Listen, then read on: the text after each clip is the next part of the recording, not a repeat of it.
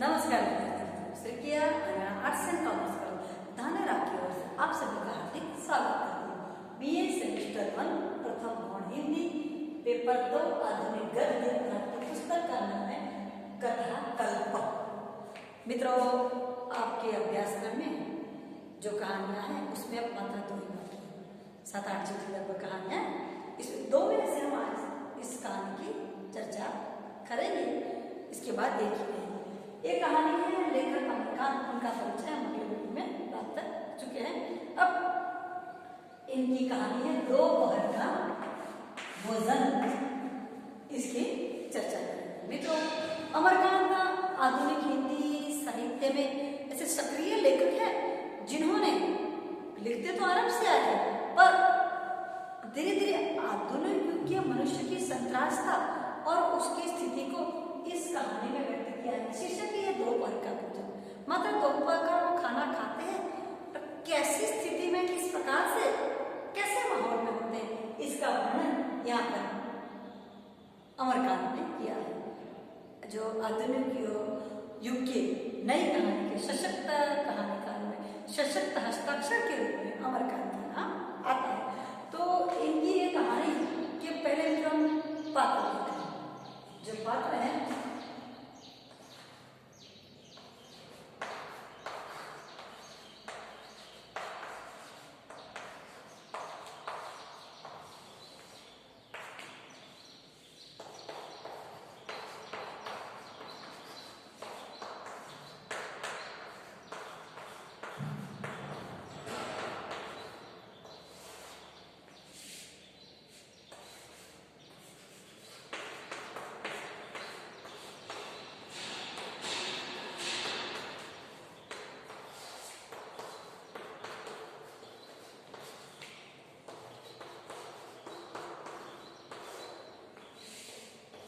देखो मित्रों, इसमें मुख्य पात्र स्त्री पात्र है सिद्धेश्वरी।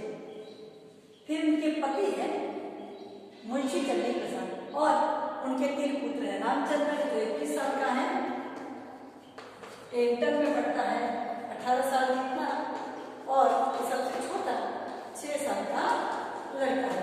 3 संतानों के साथ मुंशी चंडी प्रसाद रहते हैं और आर्थिक मध्यम वर्ग की परिस्थिति की, आर्थिक स्थिति की जो निम्नता है इस कहानी में, आर्थिक निम्नता का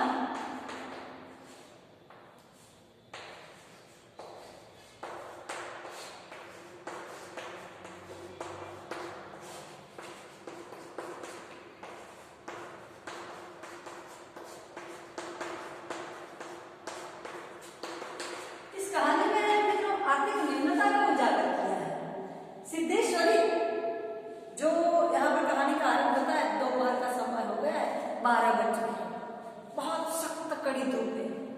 सिद्धेश्वरी अपने घर के किवाड़ की फाड़ में से देखती है बाजार में कुछ लोग माथे पर गमछा डाले या फिर छतरी लेकर तेजी से आवाजा कर रहे हैं। थोड़ी देखती रहती है, फिर आकर उसको लगता है कि प्यास लगी है।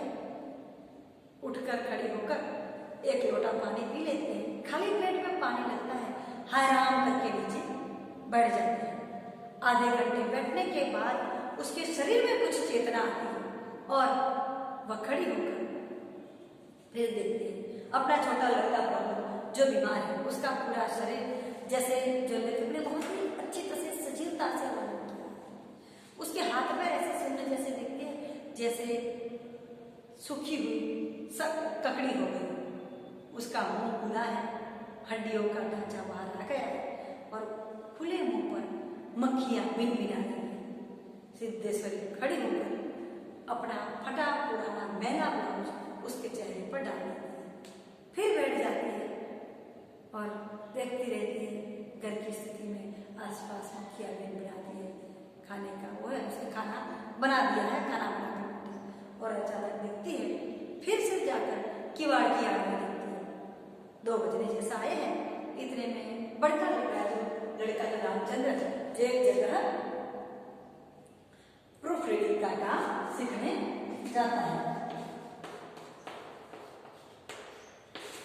प्रूफ रीडर का काम सीखने जाता है, वो आता दिखाई देता है। वो दरवाजा खोल के जल्दी जल्दी से आकर पानी लेकर खाने बैठने की जगह को लुपने पुतने लगती है, लिप कर खाना बिठाते हैं और पानी का लोटा तैयार रखते हैं और जैसे ही दरवाजे के लिए वैसे ही मुंह घुमाती है, तुरंत बड़े लड़के का प्रवेश हो जाता है। और तब सिद्धेश्वरी आकर देखती है तो उसका लड़का सीधा आकर जो बैठक पर लंबा हो जाता है, उसके पैरों के पुराने जूतों में बहुत ही मिट्टी की गर्स लगी हुई है। 10 मिनट तक सिद्धेश्वरी कुछ नहीं बोलती, उसके मन में जैसे लड़कों को कहने से मुझे डर लगता है और काफी देर होती है, फिर पास जाती कहती है, बुलाती है और तो भी कुछ आवाज दे तो उसके नाक के पास हाथ ले जाकर रखती है। फिर डर के मारे धीरे से डरते हुए भी ममता उसके भीतर जो है मां की, धीरे से उसके बालों में को सहलाते हुए हाथ घुमाती है। तुरंत लड़के की आंखें खुल जाती है। क्या हुआ? कुछ नहीं कहकर खड़ा हो जाता है, खाना लगा दो। हाँ, और तुरंत मां के कहने से खड़ा होकर पानी पीकर खाने बैठता है। माँ पास में बैठकर पंखा चलने लगती है, कुछ बोलती नहीं है, पर उसके भीतर कहीं ना कहीं अपने घर की आर्थिक स्थिति, घर का एक तंग वातावरण छुपाने की गिलचा से बेटे से कुछ बात करने की अभिलाषा कहता है। खाता रहता है, फिर कहता है जो दूसरे मोहन कहाँ गया, झूठ मूठ उसको पता नहीं है सुबह से कहाँ गया, पर अपने भाई को ऐसा न लगे बात रखने के लिए कह देती है, हाँ वो अपने मित्र के यहाँ पढ़ने जाता है, पढ़ने गया है और तुम्हारी बहुत प्रशंसा करता है। वाह, बड़े भैया कितने होनहार हैं, किसी से कुछ बात नहीं हुई। ऐसा कहते हुए सिद्धेश्वरी के मन के भाव जैसे चोरी के अपराध से हो ऐसा लगते हैं। और फिर इतने में एक बार रामचंद्र बोलता है खाते खाते, खाने उसके लिए उसकी थाली में दाल, तले हुए चने की तरकारी और 2 रोटियां रखी हुई है। 2 रोटियां खाते जाता है और फिर प्रमोद आज रोया नहीं, तो कहता नहीं वो तो आज तो बड़े भैया को बहुत मान देकर कुछ भी रोया नहीं, क्योंकि सिद्धेश्वरी को मन से आ जाए प्रमोद के लिए कि कल बहुत रोता था, कल रेवड़ी के लिए बहुत रोया, 1.5-2 घंटे रोने के बाद सो गया था। सिद्धेश्वरी कहते हैं फिर जो कहते हैं तुम्हारे जो भाई है वो तुम्हारी प्रशंसा कर, फिर खाने आता है अंतिम जो कोड़िया कहते हैं वो बाकी है और तब फिर से उसकी माँ कहती और ला दो बेटा खा लो। तो घर की स्थिति और 4 खाने के बर्तन को लेकर नहीं, इन्हें खा लो ना बेटा, तो अचानक से क्रोधित हो जाता है, क्यों पेट भर गया है, नहीं खाने की इच्छा नहीं तुमने कहा। तो सिद्धेश्वरी के मन में डर सा लगता है, उल्टी घूमकर खड़ी है, जब तक उसको मन में कहीं रोना ना आ जाए और पानी का लोटा लाकर रखता है अंतिम पुड़िया की थाली में। और रामचंद्र पहले नहीं खाता है, छोड़ दास होता है, फिर धीरे से लेकर इस प्रकार से खा जाता है जैसे रोटी का पुड़िया नहीं बल्कि उसने पान का बीड़ा खाया और इस प्रकार के करके वो खाकर खड़ा हो जाता है। और इतने में फिर से दूसरा लड़का जो मोहन है उसका प्रवेश होता है, जो इंटर की पढ़ाई करता है, आता है। वो बड़े की बात ये बहुत ही लंबा चौड़ा और गोरे मुख वाला था। मोहन ऐसा नहीं है, मोहन उससे थोड़ा सा कम लंबा है और शर्मीले रहता है। वो अगर इधर उधर देखकर खाने के लिए बैठ जाता है। माँ उसको जो दाल जो कटोरी भरकर देती है तरकारी, उसकी माँ देखकर कुछ ऐसा देखती है, इतने में तो आधी से भी ऊपर रोटी वो खा चुका है और इतने में उसकी माँ खड़ी होकर यहाँ पर देखना है।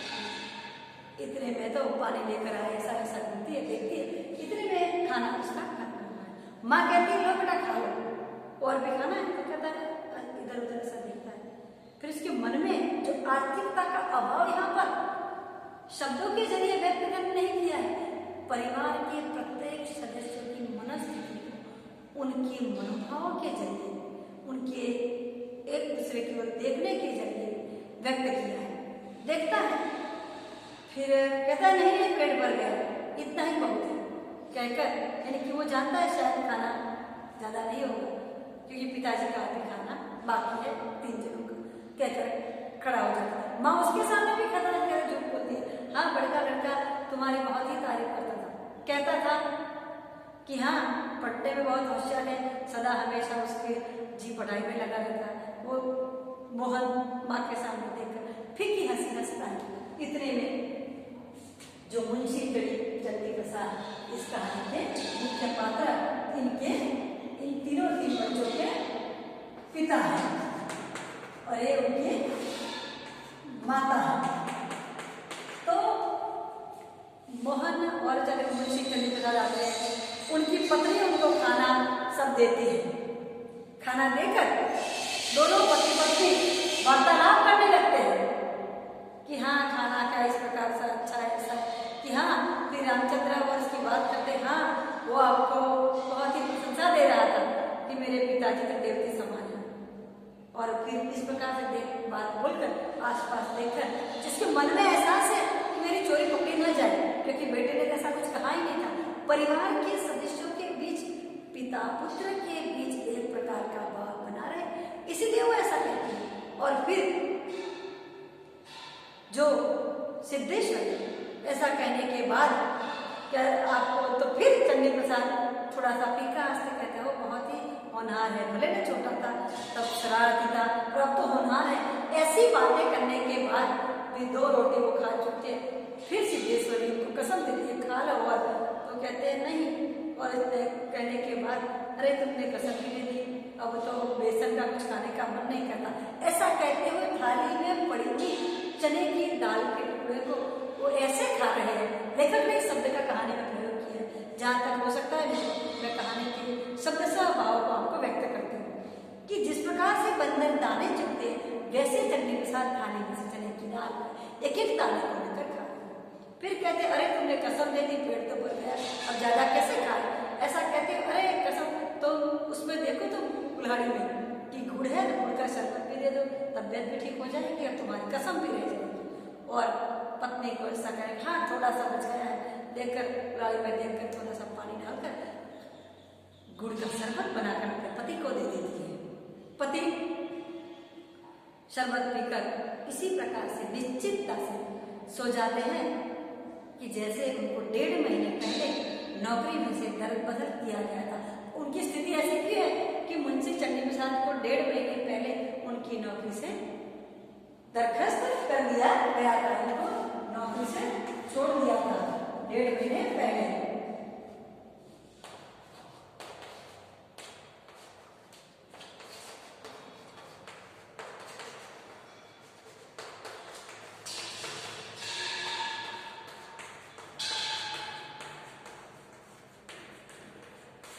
तो नौकरी से दरखास्त कर दिया गया था, ये चिंता से मुक्त, दूसरी नौकरी ढूंढने जाना है, ये चिंता से मुक्त होकर सोते।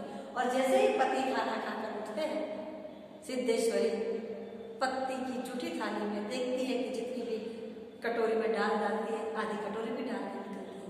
थोड़ी सी तरकारी उसको लेकर और तवे में देखती है, रोटी एक ही बची है, काफी मोटी बद्दी और जली हुई, उसको 2 टुकड़ों में कर पूरी रोटी लेती। फिर याद आता है कि छोटा बेटा अभी प्रमोद की ओर नजर जाती है, खाना बाकी है, उसके लिए आधी रोटी रखकर आधी रोटी लेकर पानी लेकर खाना खाने बैठती है। यहाँ पर देखो कि खाना खाने बैठते हैं और प्रमोद की ओर नजर करके बैठते हैं। यहाँ पर घर की स्त्री की आर्थिक निम्नता में जो स्थिति होती है कितना पीसती है कि घर की ऐसी स्थिति को अपने परिवार के सदस्य पति पुत्रों के सामने खुलकर व्यक्त नहीं कर सकती, और जो दरिद्र है उसको मन ही मन लूटती हुई पूरे परिवार का संचालन करके कैसे वह स्त्री रहती है। सिद्धेश्वरी के पात्र के जरिए यहाँ पर लेखक ने बताया कि कितनी महानतम स्त्री है कि ऐसी आर्थिक निम्नता आर्थिक तंगी में इस प्रकार से परिवार को एक करके रहने की उसके मन में इच्छा है। जब पति की नौकरी छूट गई है 1.5 महीने पहले, तो परिवार कैसे चलता है, किस प्रकार से चला, सभी भावों को मन में समेटे हुए सिद्धेश्वरी रहती है। तो मित्रों यहाँ पर जो कहानी है पूर्ण होती है। तो याद रखना कहानी के लेखक अमरकांत, सिद्धेश्वरी मुख्य पात्र, मुंशी चंडी प्रसाद उनके पति, ये पति, उनकी 3 संतानें थी, उनके पुत्र है रामचंद्र, मोहन, प्रमोद, 21 साल का, 18 साल का, 6 साल का। और इनकी और दोपहर का भोजन है, दोपहर के खाने की स्थिति में कैसी स्थिति है इसका वर्णन इस कहानी में किया है, इसीलिए एक भावनात्मक शीर्षक रखा है दोपहर का भोजन। तो मित्रों इसकी इतनी बात हो गई। अब मित्रों इस कहानी में से वैसे थे और 2 जितने के प्रश्न निकलते और प्रश्न का सभी आ गए। तो देखो मित्रों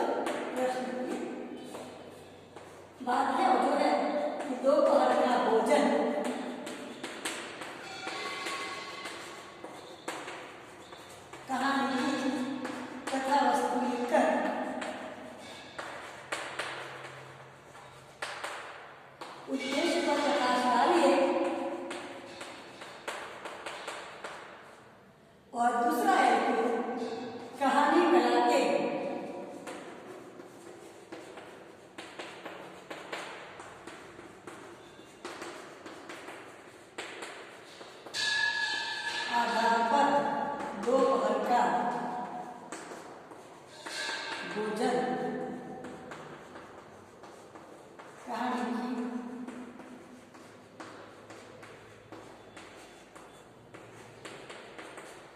समीक्षा कीजिए। मित्रों जो पहला प्रश्न है वो तो क्लियर हो गया, दूसरे में भी 2-3 मुद्दे एकदम क्लियर होगा। इसके समझ करती हूँ कि दोपहर का भोजन की पूरी की कथा वस्तु मैंने बताई कि अमरकांत जो बलिया जिले में रहने वाले नई पीढ़ी के सशक्त हस्ताक्षर लेखक थे और उन्होंने अपने कहानी अपने साहित्य के माध्यम से जो वर्णित किया है कि उनका साहित्य जो परिस्थिति के सामने बहुत ही यथार्थता से निकट होता है। दोपहर का भोजन उनकी ऐसी कहानी है। सिद्धेश्वरी मुंशी चंडी प्रसाद 2-3 पुत्रों के साथ रहती हुई सिद्धेश्वरी आर्थिक विषमता में परिवार के किस प्रकार के टिकाए रखती है और किसी से कुछ नहीं कर न कहकर इन आर्थिक विषमता को अपने भीतर सहकर कितनी वेदना सहती है, इस भाव को इस कहानी में उजागर किया है कि सिद्धेश्वरी अपने बड़े लड़के रामचंद्र के सामने झूठ फूट की प्रशंसा जो करती है कि बड़ा लड़का तुम्हारा सम्मान करता है, पति के सामने भी बड़ा लड़का देवता कहता है, ऐसा कहता है। छोटे लड़के के लिए भी एक प्रमोद ने भी कुछ नहीं कहा। यानी इन्हीं प्रकार की झूठी बातों को कहकर के परिवार के सदस्यों को एकजुट मिलाकर रखना चाहती है और आर्थिक विषमता में किस प्रकार के परिवार का सफल संचालन करता है, इसका वर्णन इस कहानी में उन्होंने किया है। पात्र तो हमने देखे कि अमरकांत की इस कहानी में सिद्धेश्वरी मुंशी चंडी प्रसाद, फिर रामचंद्र, मोहन और प्रमोद, इन 5 पात्र परिस्थिति के अनुरूप जुड़े हुए है। तो मित्रों इस कहानी का उद्देश्य में भी आएगा कि उद्देश्य भी नहीं होगा कि दोपहर का भोजन कहानी का उद्देश्य में कोई भी निरुद्देश्य नहीं होती। दोपहर का भोजन कहानी में लेखक का जो उद्देश्य है कि आर्थिक विषमता में जब परिवार का मुख्य सदस्य चंडी प्रसाद की नौकरी चली जाती है, 1.5 महीने से बिना नौकरी से रहते हैं, बड़का लड़का अपने आराम के तबियत के अनुसार प्रूफ रीडर का काम सीखता है, पढ़ता है, तो ऐसी स्थिति में घर का संचालन किस प्रकार से करना और कैसी दयनीयता होती है, फिर भी जो परिवार की स्त्री सिद्धेश्वरी किस प्रकार से उसको कर सफलता से कार्य करती है। इसी कारण जो भोजन का जुगाड़ तो किसी भी तरह से करके रखती है, चाहे वो भूखी रहे तो परिवार के सदस्यों को खिला के ही रहती है, क्योंकि हमने देखा कि सिद्धेश्वरी को खाने के लिए कुछ नहीं रहता है, फिर भी परिवार के सदस्यों को कभी कोई फरियाद न करके उनकी खुशी में खुश रहकर अपने परिवार का संचालन सफलता से करती है। इस कहानी का जो उद्देश्य है, तो 2 प्रश्न निकलते हैं। दोपहर का भोजन कहानी की कथा वस्तु लिखकर उद्देश्य पर प्रकाश डालिए और दोपहर कहानी के लाके तत्वों के आधार पर दोपहर का भोजन कहानी की समीक्षा कीजिए। यानी कि 2 प्रश्न निकलते हैं और कहानी की कथा वस्तु मैंने आपको बता दी मित्रों, और पूरी की पूरी कहानी आपकी हो गई। अब इसके बाद बताइए कि कहानी रही है उसकी हम अगले वीडियो में चर्चा करेंगे। मित्रों इस कहानी में मैंने आपको प्रश्न और पूरी कहानी भी समझा दी है, शायद हो सके लंबा वीडियो का तो करके आपको बता दूं कि दोनों उससे देखना ताकि आप पूर्णतः से उसको समझ